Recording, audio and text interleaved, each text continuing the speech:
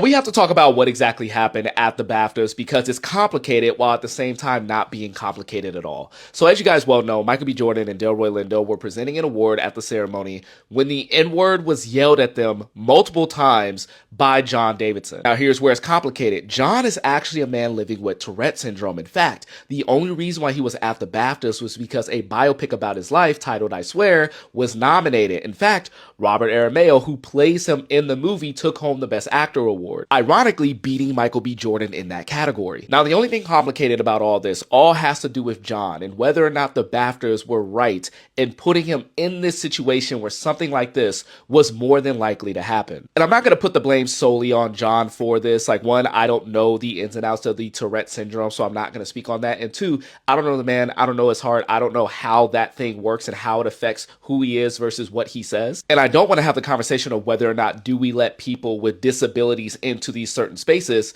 What I'm thinking of is knowing that this was a likely scenario and the lead up to it, you might think you have it handled, but it was the handling of after it happened, which gives me a personal gripe with BAFTA. And this is where it gets very simple, where I think all of the blame gets put on the BAFTAs.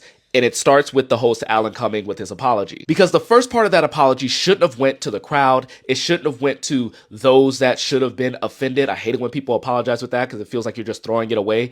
It should have went to the people that it affected immediately. And that's Michael B. Jordan and Delroy Lindo. Because they're the ones who had to sit up there and hear that slur hurled at them in front of their peers while this is being aired on television. They're not anyone who was offended.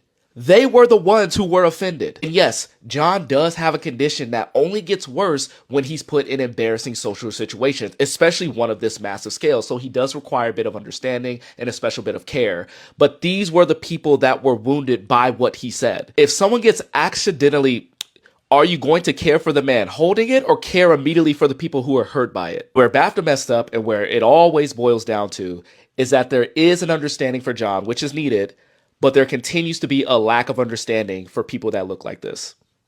And that's how I feel about it. I second everything my brother just said, but I would say it isn't that complicated, honestly. And it's right after I just posted the video of Delroy telling a white man to say the N-word. How ironic. Did that guy shout out any other racial names while any other races were on stage? I am not too familiar with Tourette's. I've just never seen or heard of anyone with it shout out nigger, period, but let alone right when they saw two black men, or any black people for that matter. The timing was a little too fucking perfect for me when Tourette's is supposed to be very sporadic.